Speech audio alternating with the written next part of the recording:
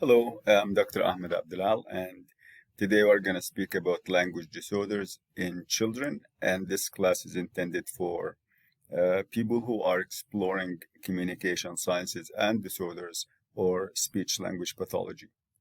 The lecture is intended as an overview of language disorders, and in grad school, students will have a whole course focusing on language disorders in children. And in many cases, they have two courses, one focusing on birth to 5 years, and the second language disorders course would focus on from 5 to 6 to high school, the end of high school. So let's begin. We're going to speak about first a review of the language parameters that we studied before, the 5 language parameters. And then we'll see what could go wrong, like what each parameter includes and what could go wrong at what stage in development. Then we discuss language disorders, and then the aspects of assessment and aspects of intervention with some intervention strategies and techniques. So language disorder is by itself, language disorder is the name that is officially listed in the Diagnostic and Statistical Manual for Mental Disorders. That is the only label, that is the only single, you just call it language disorder. But there are a lot of names and a lot of concepts over the years that could be mixed up, or people kind of use different names for the same thing, basically.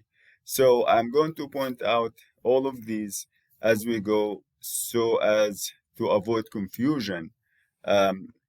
And to be, for example, if a person says specific language impairment, language disorder, both of them are the same thing. So childhood language disorders or disorder imply that the child, as he or she develops, they never achieve adequate language development. So it's a childhood disorder. It's a developmental disorder. And simply, I'll give you a brief definition and then an expanded definition. It involves significant difficulties with the linguistic abilities and the cognitive skills that support language learning. For example, many children with language disorder would have short-term memory difficulties, or working memory difficulties. Short-term memory is part of working memory. So in that case, working memory or short-term memory, they are cognitive skills, not linguistic skills, but they are critical for the development and use of language. So, and they have, you're going to study at some point, when you study language acquisition, things like theory of mind. You are going to study object permanence, things like that. These are mental abilities or cognitive abilities that are critical and support language development and use. Also, language disorder would involve limitation in language form, language content, and language use. These are, language form includes phonology, morphology, and syntax. Language content is semantics, and language use is pragmatics, also known as social communication.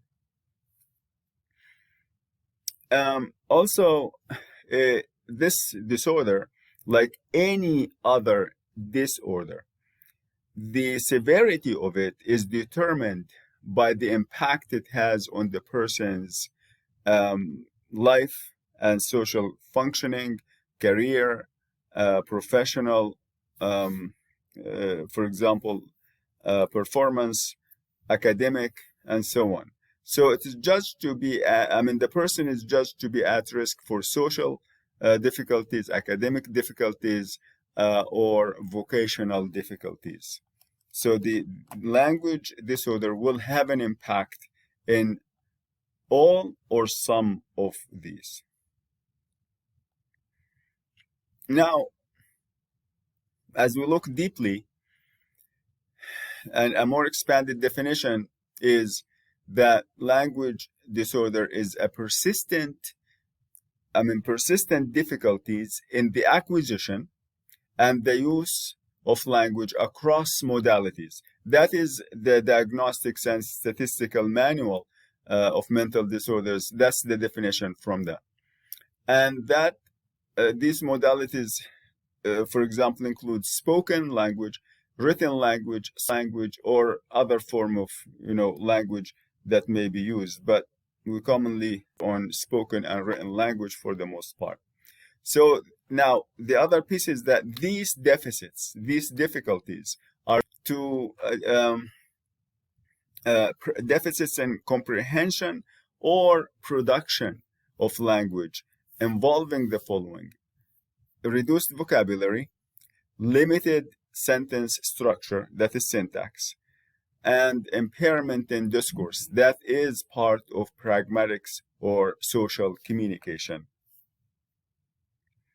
The child needs to be significantly, performance needs to be significantly below average for that person to carry the label or the diagnosis of language disorder.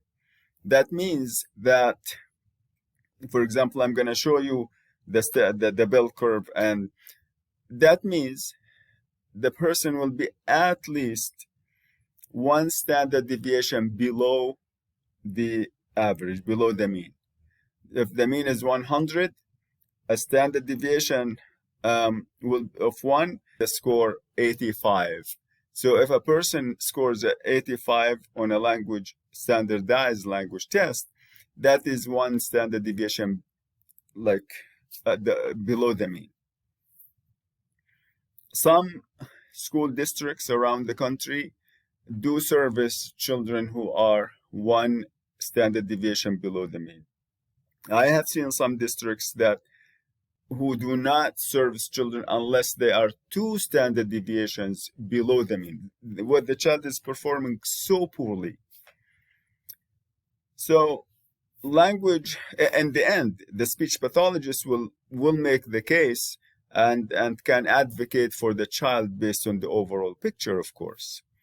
So language disorders, when we label, say this person has a language disorder, we mean that the person has a specific language impairment, SLI. So language disorder and specific language impairment are one and the same. But when we say specific language impairment, we are specifically saying that this person has no other known disabilities, no cognitive problems, no other problems at all that are known, no hearing problems, for example. And then so a specific language impairment is a language problem that we could say that has no identified cause.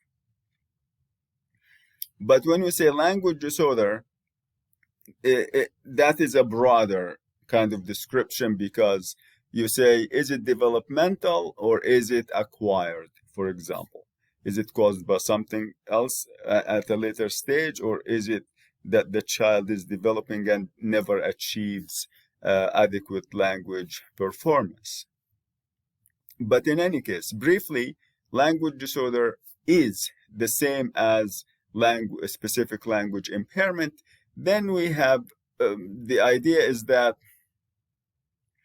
the disorder, someone can have a language disorder in the presence of a major cognitive or mental disorder, like autism spectrum disorder, Down syndrome, learning disorder. So in that case, the disorder itself, the language problems, are secondary to the primary issue. For example, a child who has selective mutism is a child who speaks only with maybe just in the house with family members and doesn't speak much outside. Maybe whispering, maybe saying a couple of things, and that's it. So that is a limited language. That's a language problem. However, it is secondary to the fact that this child is experiencing emotional problems and psychological problems that are preventing him or her from showing what they have. So the child has everything. They have adequate language skills, but selective mutism is preventing them from showing that. It is also possible that the person will have selective mutism and also language problems. But in any case, let's say in autism is the major problem, and part of it, the core of it, is social language impairment, and many people with autism will have language problems of all kind. So a significant part of the population will have are nonverbal, for example. So language disorder can be a primary, or we call it specific language impairment, or simply developmental language disorder by itself, that occurs with no other neurological or mental problems, and it can also occur as a secondary problem caused or associated with a major mental disorder like autism spectrum.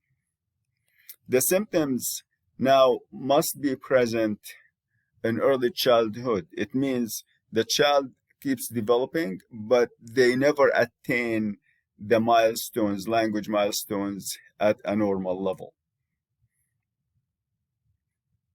If a language disorder occurs later as a result of head injury, for example, or something else, that becomes acquired language disorder.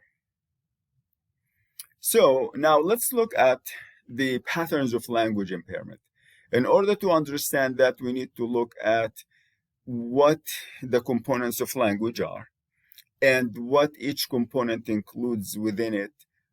And then when a problem affects one of these components, then we say that the person has deficits or has a language impairment or a language disorder. So in terms of content the content of language includes phonology, which has to do with the sounds of the language, and the sequencing these sounds to make syllables, focuses on the sounds. And morphology, that focuses on the formation of words, like taking the word cat as one morpheme for one concept and adding an S to it to make it say more, like more cat, for example, more cats. So then another building block of language is syntax. This is when you take words, string them together to make sentences. So that is syntax. So you have sounds, you use the same sounds to construct syllables, and you use the same syllables to construct words, morphology, and use these words, list them together, and use a certain system of connective words to list them as sentences. And that is the building blocks of language. This is the form of language. So language form is, again, phonology, morphology, and syntax. And then language content is semantics, on the level of vocabulary, the meaning of words, and sentences, the meaning of sentences, individual sentences. Anything that goes beyond one single sentence, that will involve, like, for example, conversation, narrative, like telling stories, whether written or spoken. That is language use, also known as pragmatics. And now we know pragmatics as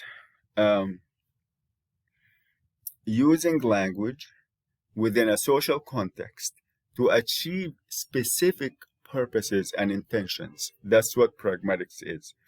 Now, we know now when someone has a problem with pragmatics, we say this person has social communication disorder. That disorder was coined back in 2013, and since then it is a diagnosis that we make in addition to language disorder. In addition to it, previously, before that, pragmatic problems were addressed as part of language, as in just a language problem. It was called, and otherwise not specified. So let's look at the components and explain exactly, later explain what could go wrong. So semantics, again, includes lexical semantics, word semantics, vocabulary. So that is the meaning of concepts. Vocabulary includes synonyms, antonyms, multiple meaning words, idioms, metaphors. So also the other part of semantics is on the sentence level called structural semantics or sentence semantics. But that semantics is limited to the meaning of individual sentences.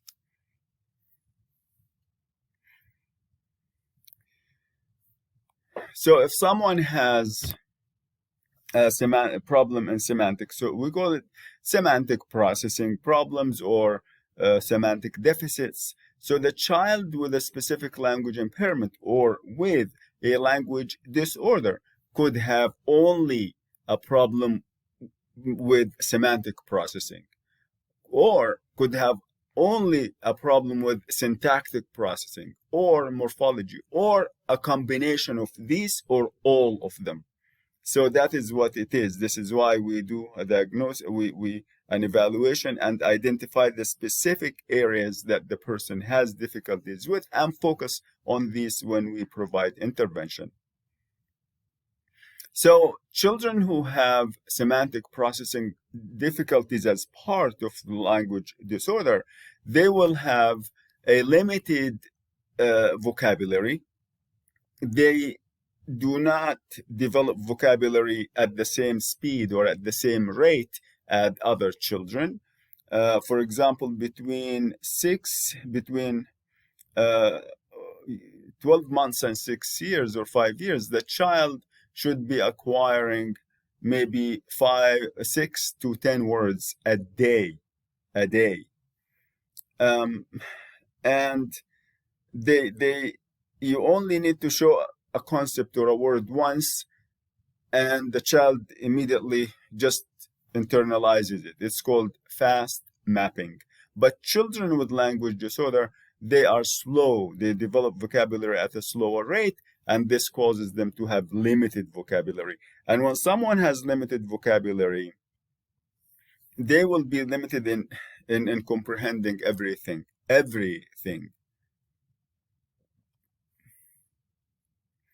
So, for example, when they speak, they don't have a lot of choices. They repeat the same words, and they stick to kind of small, shorter utterances. And when they, any part of the curriculum, when they are at school, they will have difficulty in every part of the curriculum, even in classes when they do not have, for example, have to read much or have to do kind of answer questions much.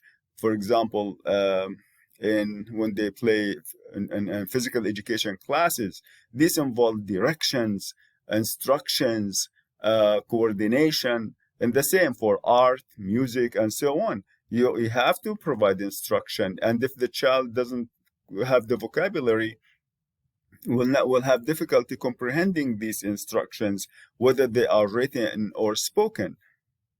And the person who has semantic deficits will show low performance on comprehending. Lexical comprehension is comprehending the meaning of words, whether you are reading them or listening to them. When they take a test, language test focusing on comprehension of vocabulary, meaning of words, they will have difficulty with that. Also, tasks that involve multiple, for example, multiple meaning words, synonyms, antonyms, and identifying categories of words or concepts. For example, what is a flower? So a flower is a kind of plant that does this and this. What is a chair? It's a piece of furniture. Exactly what? Oh, it's a piece of office furniture.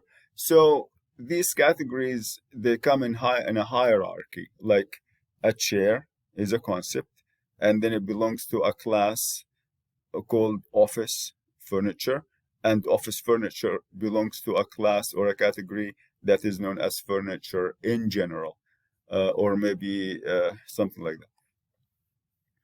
So also they have difficulty with basic concepts. These are concepts that appear first, that the children, as they develop between ages 1 and 3 or so, they will be developing these concepts. Like, for example, they have to do with the most familiar aspect of the environment, like up, down, in, on, next to, above, below, square, rectangle, circle, counting 1, 2, 3, 4 until maybe 10 or 20.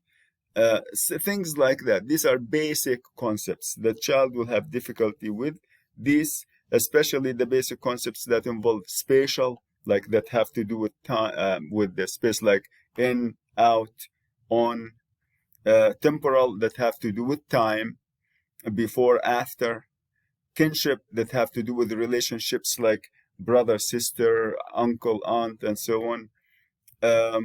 Causal has to do with cause and effect.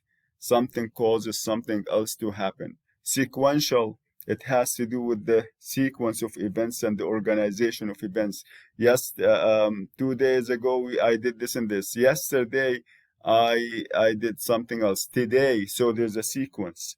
So concepts that have a sequential order, they will have difficulty with these concepts, understanding them, like before, after. Physical relationships. So all of these kinds are part of semantics, and the person will have difficulty with these, and some of these are higher functioning, some of them are basic lower functioning. And then they can also, when they have difficulties with semantics, they can also have difficulty in other areas of, for example, including verb learning actions, words expressing actions. For example, brushing teeth, for example. Walking, talking. So the use of acquisition of verbs, meaning of verbs, or using verbs. So phonology again involves sounds, focusing on sounds and the structure, using sounds to construct syllables and words. And it has particular rules, but the main focus is on sounds. The components, most of the core of phonology as it applies to the development of language, it involves sound awareness or phonological processing. So being able to identify sounds at the beginning of words or sounds at the end of words, sounds in the middle of words, being able to break down big chunks of like big words into smaller words, like say, um, uh, for example, backyard. Can the child, would you say to the child, I'm going to say a word, you break it down. Say backyard, they say backyard. And then say backyard without saying back. And then say yard. Say backyard without saying yard, say back. Say the word, for example, um, say a word like backpack. Say it now without back. Say it now without. So, and then you come to the word level itself. Say the word bat. Say it without b. And now say the word bat again. Say it without t. So it is being aware of where the sounds are in the word and where they occur and if they are present in particular words and so on.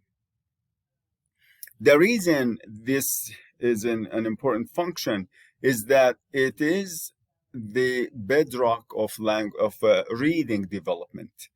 And if someone has difficulty with phonological processing, they will have difficulty processing, with the acquisition of reading. And people who have reading problems, they need to go and learn these phonological processing skills.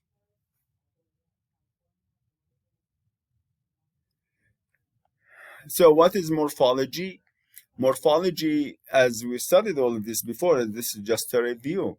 Morphology is the science or the aspect of linguistics that focuses on the construction of words, the morphology, the form of words, word formation. So you say, for example, neat. Neat is a one concept, but you add something to it to change neatness. Someone is neat, that's an adjective. Neatness, that makes it a noun. Clever, cleverly. Clever is a verb, action. Now you add something to it, ly, that's a morpheme. Then you change that, you make a new word, you change the form of the word. So active, and you add an ly, actively. So active is an adjective. Add an ly, you change it into an adverb. So the components of morphology include, for the most part, the something called bound morphemes. The pieces that are called affixes that you attach to a word, to an existing word, to change or to create a new word. Like say cat, you add an s, becomes cats. And in some cases, the meaning of the word itself changes, in all cases actually, but in some cases, the concept doesn't change, but you add something to the meaning, like this cat, and you say an S to it, will become cats. So even though we are speaking about the same animal, we are speaking about more than one. But in most cases, the affixes, or so for example, suffixes or prefixes, they change the category of the word. They give you a totally different concept. When you say clever, I'm speaking about an adjective, someone is clever, and put an ly, cleverly. I'm not speaking about I'm not describing anyone. I'm just describing a behavior now that someone did, like they walked cleverly, they answered cleverly, and it goes on. So all of these additions, suffixes, prefixes that we add and attach, they are bound morphemes. And we said that they give meaning when they are attached to the root morpheme, and that is morphology. The basic areas of morphology that children will have difficulty in, they will involve using these morphemes. They will involve irregular verbs and irregular nouns, and also understanding that changes in words when you add suffixes and prefixes. Syntax is grammar, the construction of sentences and the analysis of grammatical structures. So that means it includes forming sentences of all shapes, forming phrases like the boy, that's a phrase. Forming a sentence of the simple form, like the boy walked. Now 2 or 3 words made a sentence. Then another form, say the boy climbed the tree. That is subject, verb, object. And then you can take 2 structures and attach them with a connective word. She went to the store. That's a complete simple sentence. And then she bought a loaf of bread. That's another complete sentence. You can just use and, for example, she went to the store and bought. So these are all grammatical rules, grammatical forms. Each one allows us to structure sentences of that type. Also, in addition to that, we have questions, like answering questions, and that is part of syntax. Now, answering questions we use tools. We can say yes, no questions like do you, are you, did they, have you. These are direct kind of questions that look for a yes, no answer. Or we can use what, where, how, and so on. Why? So people who have difficulties with formulating sentences of any kind and or asking questions, formulating questions, they will have difficulty with syntax or with grammatical processing. So here,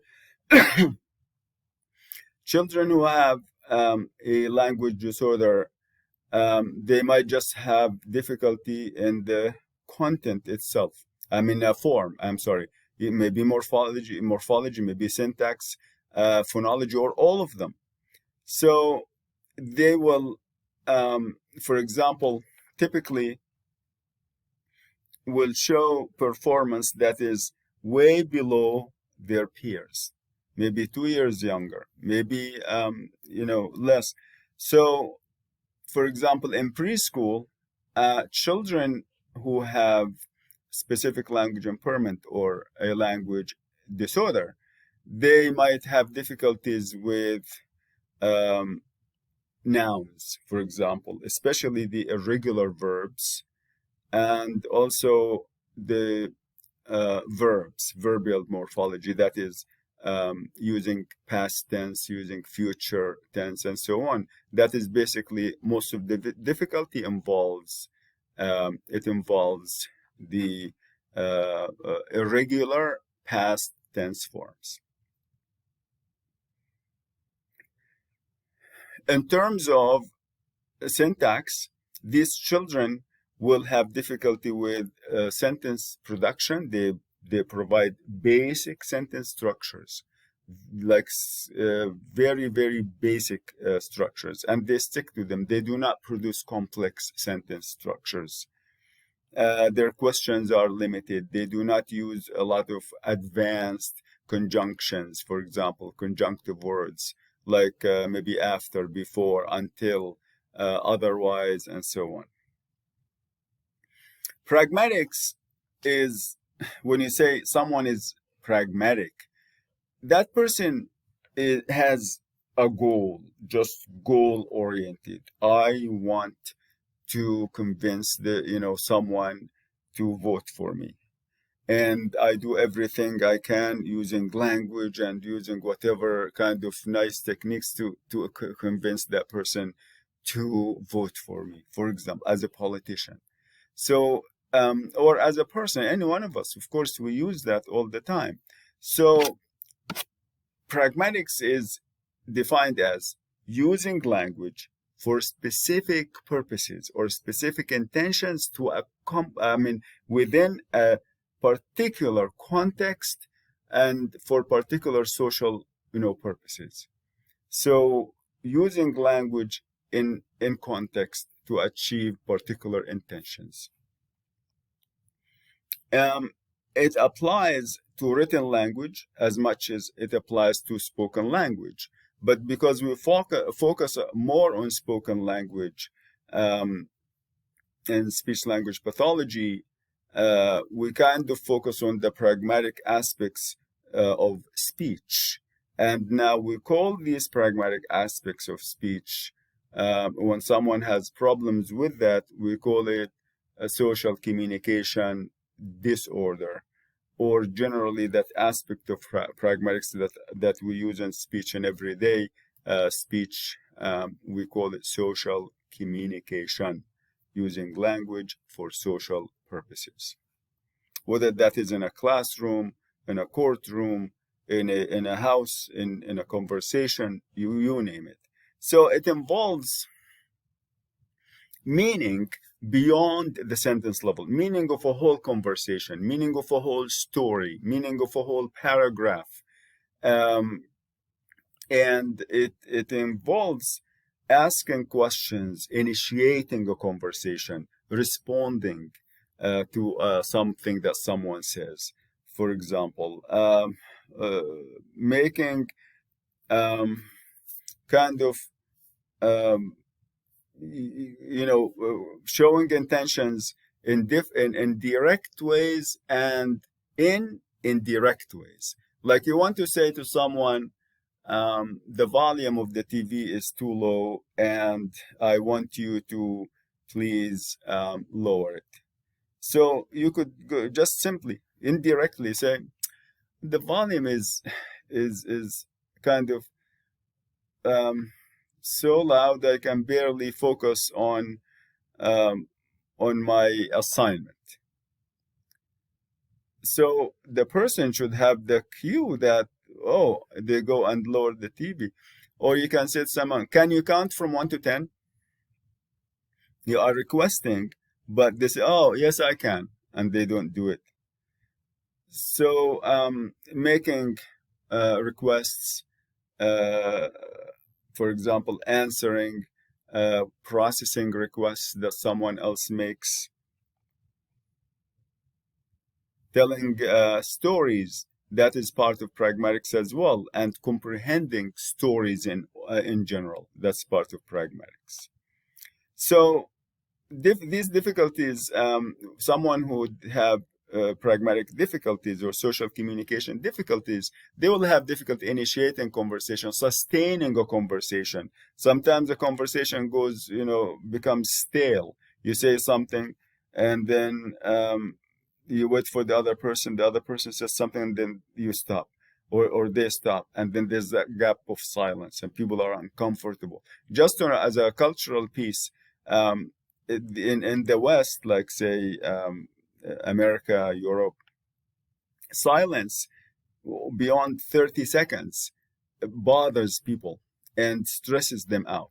In Eastern cultures, Far East, Middle East, silence is considered like to be a virtue. You could have like a group of people or just sitting there calm totally for hours and hours, quiet, no one is saying anything. That is totally fine. And that is like, they say a lot of things like, remember, for example, you have 2 ears and you have 1 mouth. That means you should listen twice more than saying. And when you say, you only say this and that. And so anyways, the person might have difficulty also with short-term memory, and that will create a lot of difficulties in a pragmatic or social communication processing. Let's, for example, you are saying something to someone, and you don't want them to know that you went, for example, to Disney World, maybe. So as you speak, So yeah, well, over the weekend we just took it easy. We didn't do much and stuff. But then, if you are not aware of this, then in a few minutes you probably will say, "Oh, we just went to Disney World and did this and that." So, in other words, you have to monitor what you said before, what you will say, what you plan to say, what the other person just said before, what he or she is gonna say, after what they are saying right now at the moment. You have to watch the context. Yeah, a lot of things require attention, working memory. They In order to sustain a conversation and make it flow smoothly without kind of uh, without having a communication breakdown. So children with SLI or language disorder who have problems focused in pragmatics, we just label that separately. We call it social communication disorder. And the person will have difficulty also using language to to resolve conflicts, for example. And when someone is unable to talk and express themselves clearly so that people can understand them, they could be frustrated. Children will have tantrums and show aggressiveness as well. So again, remember, specific language impairment is language disorder. They are the same. So this disorder affects about 7% of the all children, and it has a genetic component. So it kind of there's a familial link, and if someone has a parent who has or had a language disorder before, that child is likely to. And the closer the family member is that had the problem, the more likely that this child might have. It doesn't mean it is destiny. Language skills can be taught, and they can be mastered as long as the person doesn't have a neurological disorder that limits their cognitive processing abilities, like autism or another major disorder like this. The deficits can be obvious in language production, for example, can be in spoken language or comprehension or both. But there are no other neurological conditions, no other problems that appear to be causing that language disorder. And the deficits can affect one aspect of language only, like maybe morphology, maybe syntax, maybe semantics, maybe all of these.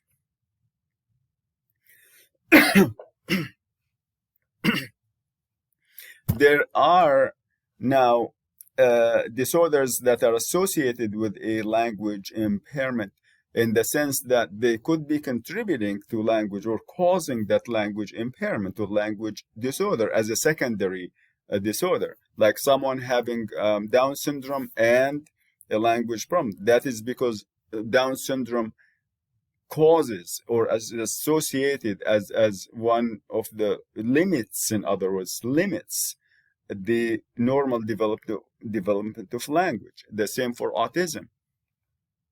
However, in language and school age and learning disability, a major underlying cause of learning disability, one major piece is a language problem, a major language disorder that is causing difficulties in speaking, in understanding, in reading, and in writing. So that is generally, but there are children who have a language disorder that do not have a learning disability, that do not particularly have a diagnosis of language disorder per se. So this will have an effect on the child's ability to access all aspects of the curriculum including reading, including comprehension, and so on. Now we previously looked at language, the language parameters, and sorted them out, and said if a person has a problem in this and this, they would have it, that would mean this and that. Now we look at the stages of language development and what kind of a problem could occur. The reason that you see these lists under, say, 0 to 2 toddler, 2 to 5, 5 to 18. These are average classifications, but the areas beneath each category, they go with the development of these skills in that particular stage. So when these skills do not develop within that period, that causes the disorder. So, for example, from birth to 2 years of age, the child at that time, the focus of development is on babbling, cooing, babbling, and social communication, of course, and also vocabulary, vocalizations that the child makes. But we're not focusing on words at this time, not too much. So now when we see a child in that who is younger than 2 years old, and say, for example, is babbling, but that babbling doesn't have consonants in it, just making vowels all the time, that shows a language delay. If that child is 6 months or 7 months old, but they just make noises with no consonant sounds, b, n, m, t, and so on. So these are signs of language delays. Or doesn't vocalize much. So maybe that child has a hearing problem, maybe can't hear at all. And as a result, the vocalizations will be limited because he or she cannot hear themselves vocalizing. So that will be a problem that will be affecting language form. During the preschool, the kind of problems that children will have will be immaturity in phonology, like being aware of the sounds, what words begin with the same sound, what words end with the same sound, breaking down words, for example, like say backyard, say it without back, say it without yard. So that is because they develop these skills at that time. And if they don't have these skills at that time, then that shows they have a problem with language form, syntax, morphology, and phonology. They would have probably difficulty with grammatical morphology, morphological errors, like irregular nouns, irregular verbs. Say, I cutted my thumb. For example, I saw 2 geeses, for example.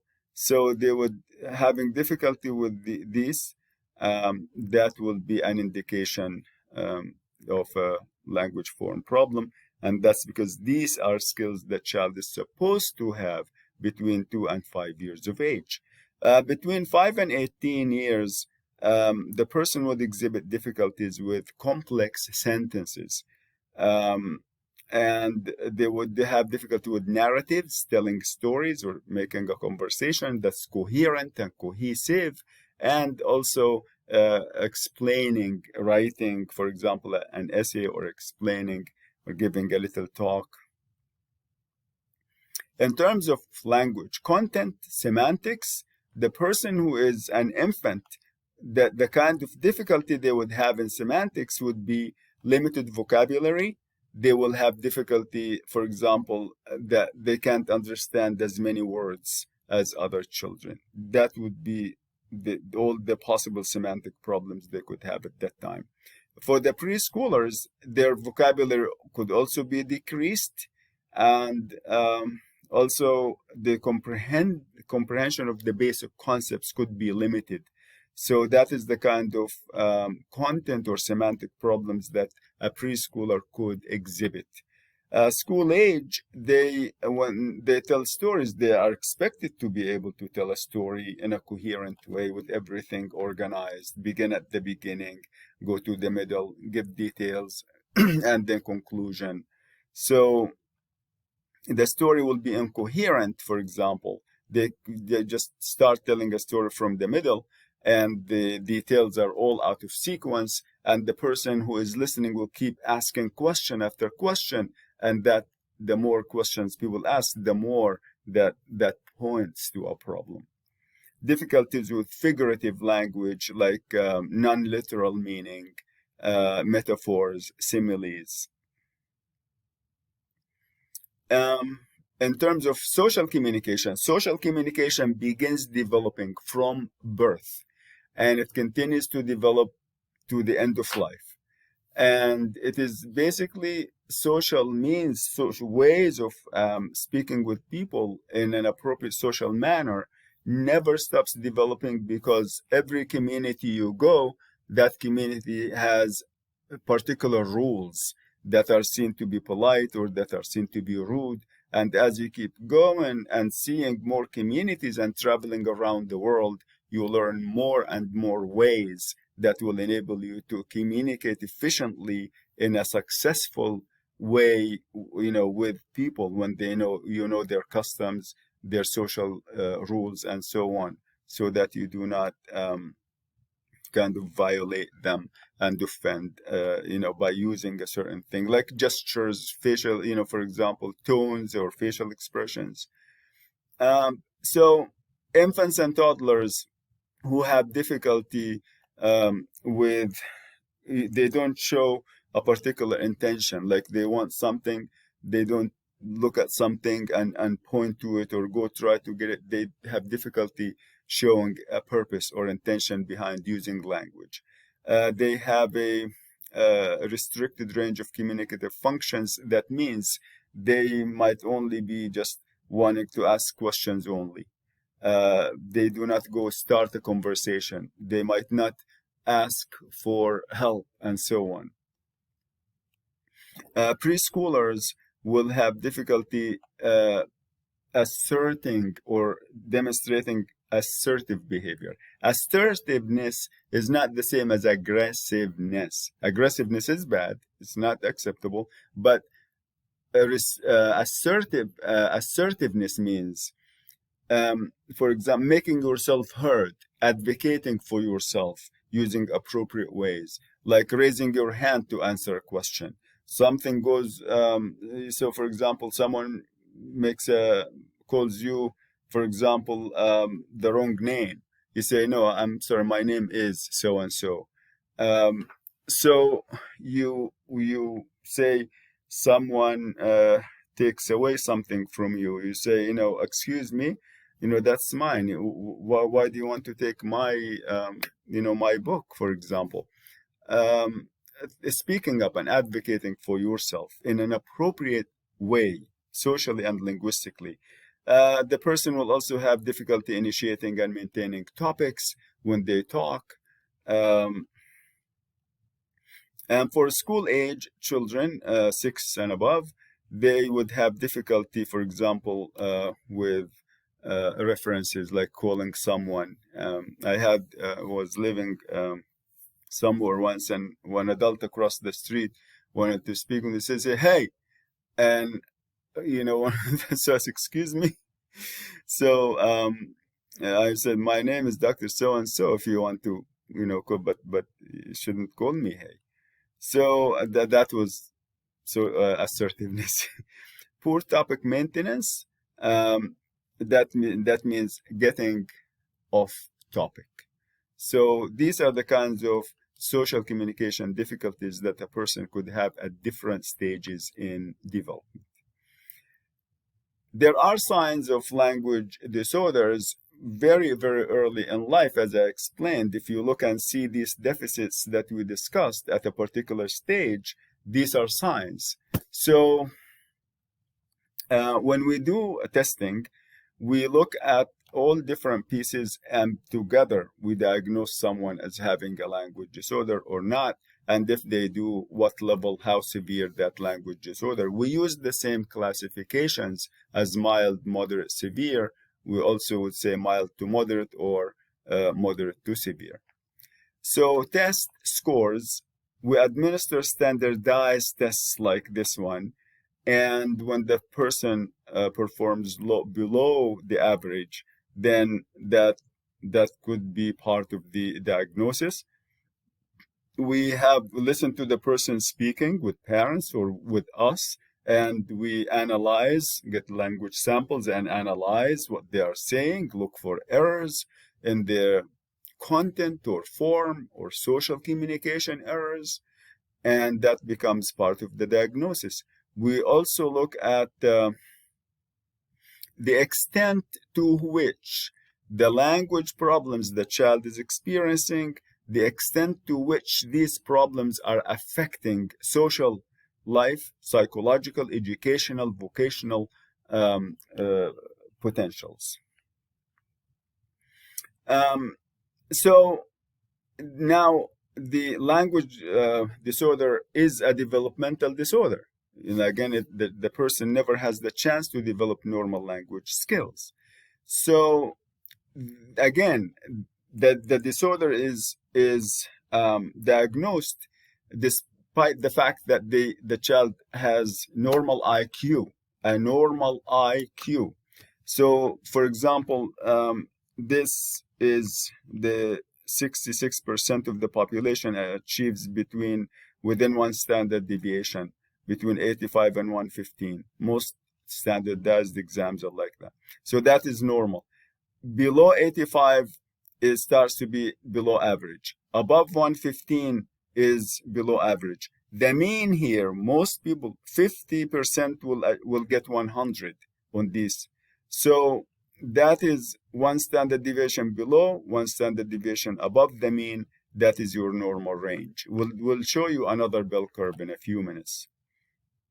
So the person will have all the chances to develop language skills normally.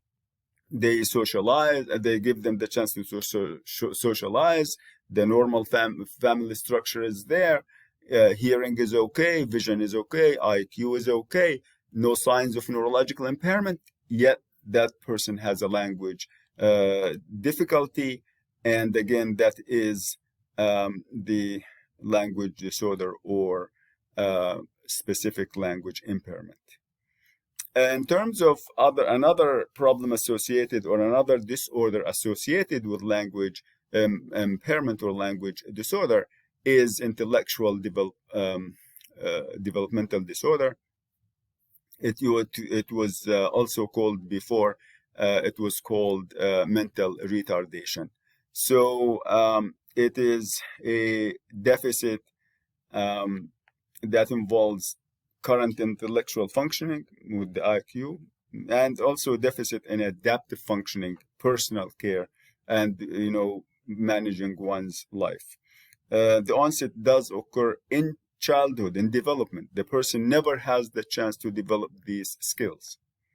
So the intellectual disability, here is a bell curve.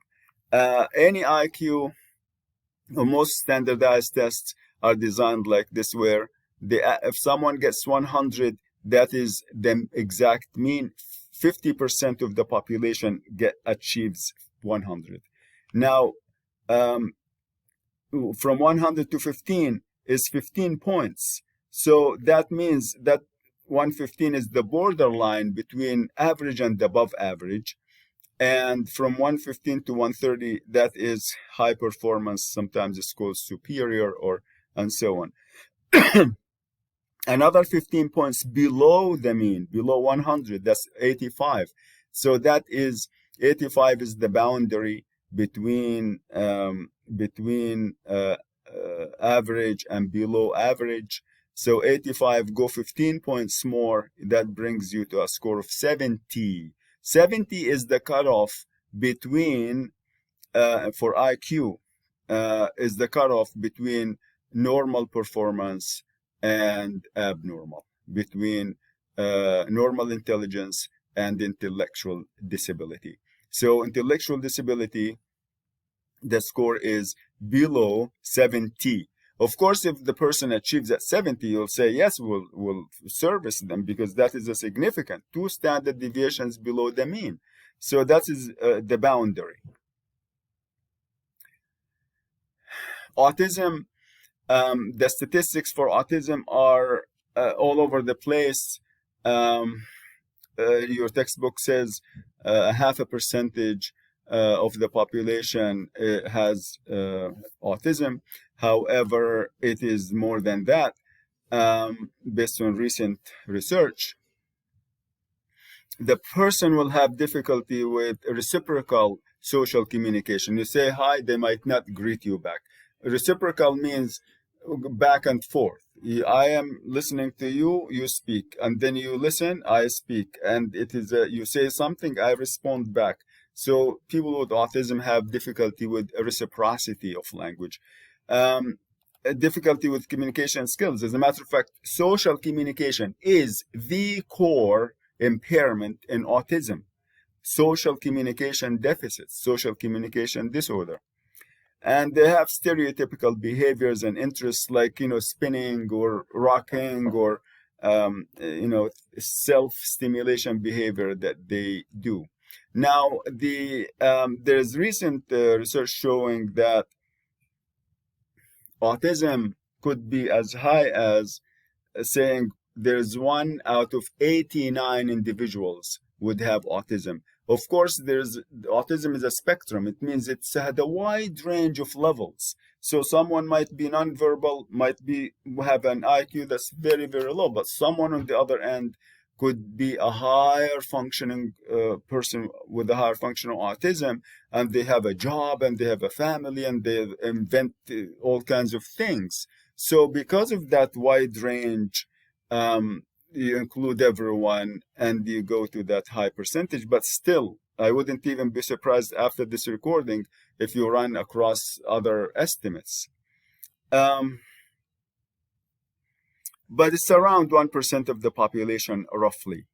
And the onset, again, is always developmental. The person never has the skills as they develop normal skills. It has a strong genetic component in the sense that if someone has a parent or a sibling with autism, they have a higher chance of having autism themselves. Specific learning disorder, that is the same as learning disorder that we discussed before. And basically, the person will have difficulty with reading, writing, speaking, and so on. And in many cases, if you look just underlying all of these difficulties, you will find that the person has a language disability that might not be identified or may be identified, but language is most likely a factor there. I'm going to try to be brief in the next segment so that I don't run out of recording space. In terms of assessment or evaluating language skills for children with language impairment or language disorders, it is critical for us to identify them early because we can provide the intervention. And again, for specific language impairment, it should not be a lifelong disability. There is no other problem preventing the normal development. You just need to provide the intervention, and you don't have, the person doesn't have to have this disorder throughout their lives. We use standardized tests that where a test, before it is given to someone, it is given to like a sample of 5,000, maybe 10,000 across the country to identify what is normal, what is not, what people who have disabilities or who do not have disabilities can do. And then you use that to compare to that becomes your normal. And then you give that test to someone. If they achieve like that or within these limits, they become, we say, normal performance. And many of these use plates like these with 4 pictures, for example, and you say something, and they show you the picture. That's receptive language. Or you show a picture and say, you point to it and say, tell me, what is this? What is this guy doing? And they speak. That is expressive language. There are criterion reference measures. These tests do not necessarily tell you average or above average. What they do is they get a list of developmental milestones. Say a child who is 18 months, they should have this number of words in their vocabulary. Now you administer this criterion reference test that is not standardized. Then you give it to the person. They do not have the same number of words in the vocabulary. Say, oh, the person has difficulty with this. But my goal here is not on labeling the child. I am focusing on how to identify the problem and treat it without necessarily calling the person, average or below average. Performance assessments, that is basically language sampling. You ask the person, you engage them in a game, or you listen to them playing a game and speaking or describing pictures or telling a story, and you record everything and analyze the language, look for errors, look for things that are not normal. Narrative assessment is the same. And also the transdisciplinary play-based assessment. That means you basically get the child in different places, for example, and you go and have the child, play in the classroom. Watching them play in the playground, in the classroom, maybe at home, maybe in different areas and in different situations, and you kind of have a picture of how they perform throughout the day. So the assessment is usually, most often, a team assessment, where you have the special education teacher performing an assessment, reading teacher, the psychologist, yourself as a speech pathologist, and so on. So there is transdisciplinary and multi. Multi is when you have different professionals coming together and everyone doing an evaluation, and then you come together and integrate the results. Transdisciplinary is when you evaluate the child yourself and look in different areas. Like I do, for example, when I do an evaluation, I look at memory skills. Memory skills are cognitive skills. A psychologist does that, a neurologist does that, or a psychiatrist. So I evaluate aspects of attention, aspects of memory, and then look at language as well. I want to identify, is the comprehension problem caused by language problems, language issues, by memory issues, by lack of attention? So I do this as a speech pathologist. I do transdisciplinary assessment by myself. But then the multi is done by individual professionals that then each one focuses on one particular aspect. We said standardized testing and norm referenced testing. Norm reference is standardized. Criterion reference looks at a list of developmental skills that should appear at a particular stage. You can get this from a book. You can get this from the research, and you just use it as a questionnaire or as a checklist. Does he have this or this or that? And it is not as strict as standardized. Standardized, you have to administer it in the same way, with the same tone of voice. This very, very rigid. But it is standardized is required by states for services. You need to give these tests and you combine all these pieces together. So standardized testing is one piece in addition to language sampling. There are different ways of what we call non-biased assessments. For example, the dynamic assessment and multicultural. The dynamic assessment, for example. When we say language bias, for example, I'll tell you, let's say someone grew up in a certain area and they never saw a palm tree. Now you show them a banana, they might call it a palm tree. Someone grew up in somewhere and they never saw a goat. So, or someone coming from another country, or somehow in their environment they don't have exposure to a particular thing.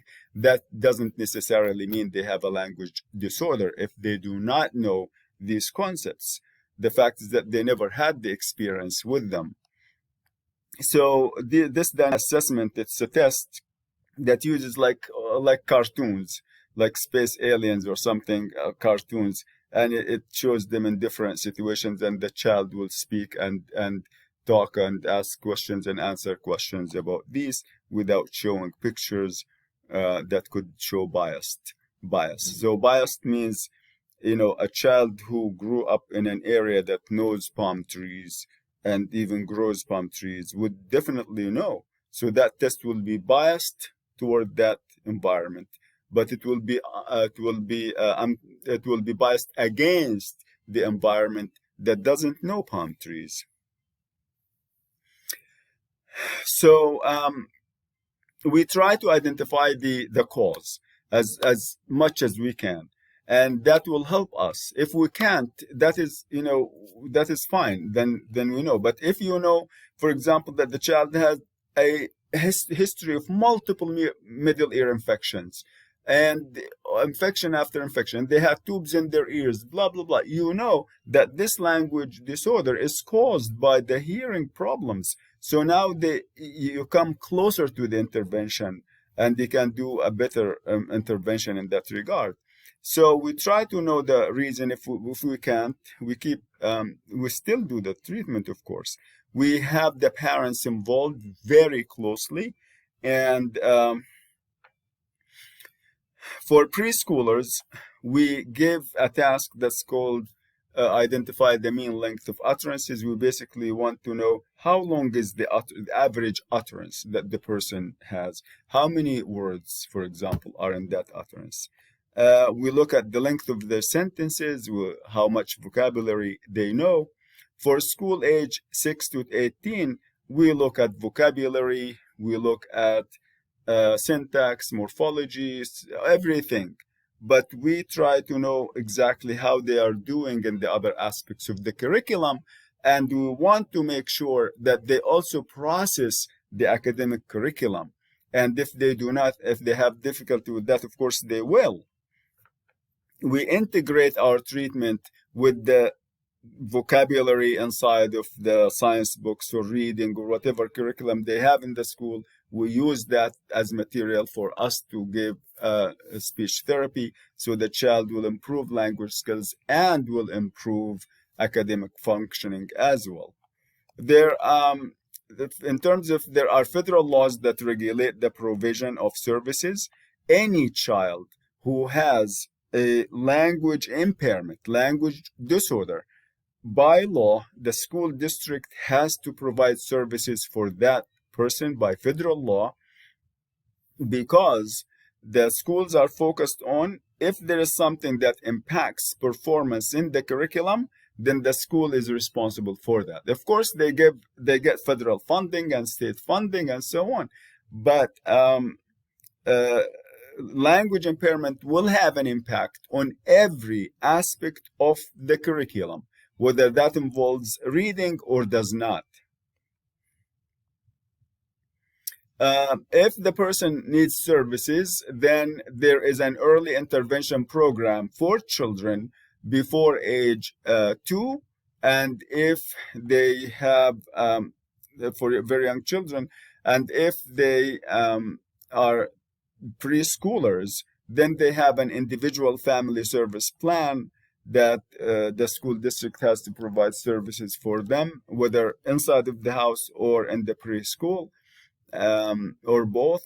The law idea requires states to provide all children with free, appropriate public education. So that means you make a decision: do I take the child out of the class to my office, or do I treat the child in the classroom? It's a call that you have to do, and you have to justify.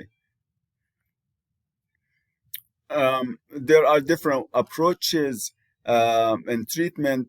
For treatment, For example, literature-based intervention using reading materials, reading with children, for example, identifying vocabulary, um, and syntax and everything from the reading that you do with the children, whether preschool or in school, using the curriculum itself as a way you are building the curriculum. At the same time, you are building language skills and you are achieving two things at once.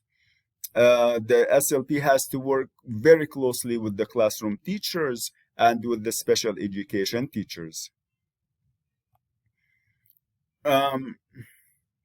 There are phonological awareness activities for younger kids who are having reading problems and who are preschool or early school years, like kindergarten, so that you can help them strengthen their reading skills. I mean, you do the phonological treatment, but the reading teacher works on the reading skills and phonics programs. Joint story reading together, for example, as one skill. Direct language teaching strategies, including modeling. Manned model. Simply, you say something and you request. Demanding means requesting. So you model and teach the person to request, or you request something from the child. For example, I'm requesting a response. For example, asking a child and saying, "Give me the book." Say this, say that. The time delay procedure or strategy is simply using nonverbal tasks to elicit communication. For example, as things occur naturally, like the phone rings, and then you immediately just point to the phone and say, "What's going on?" And then you wait for the child 2 to 3 seconds, and the child will try to verbalize. So you give them a little bit of time and wait for their response. There are many other facilitative techniques that are explained in detail in here, like expansion, extension, recasting, build-ups and breakdowns. All of these are summarized here and explained in your textbook. I do not want the video to be that long. However, now I will tell you about something, theory of mind. Theory of mind. That is a big piece in autism that is impaired.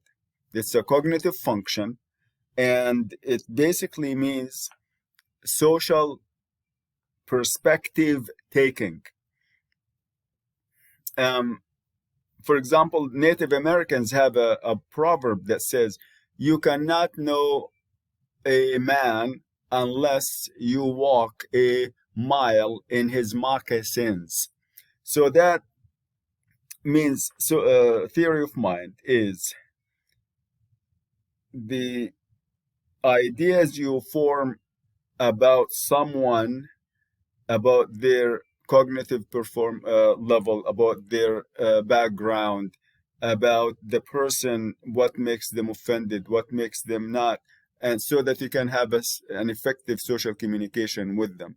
Theory of mind is the ability to understand that people have feelings, they have desires, they have wishes, they have beliefs, number one. And number two, that these beliefs and feelings and emotions and so on are true and as important to them as your own emotions, your own feelings, your own desires are true and important to you. So they are equal. People are equal. You have, say, a certain idea. Maybe you like to eat a certain food, someone else doesn't. It doesn't mean that the world will fall apart. Each one will have what they want. But the fact is that you acknowledge that this is what they like to eat. They might look at the food you have and say, "Oh, gross, I can't eat that." But of course, they shouldn't say that. But the same. So understanding that people have desires and feelings and wishes and beliefs and ideas that are different or may be different from yours, but they're as important to them as your ideas and thoughts and beliefs are important to you. And by understanding that, that enables us to make inferences about the person, about their reaction.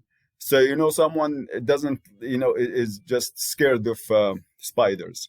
So you go and speak about spiders or have something that looks like a little piece of black thing and you throw it, that the reaction, you can predict it. So that is because of the theory of mind you have. So again, theory of mind is social perspective taking and understanding how the person thinks, how they will react. And it is a major impairment that is part of autism. I'll end with this, and I don't want to make the lecture too long, but thank you, and I hope you found it helpful.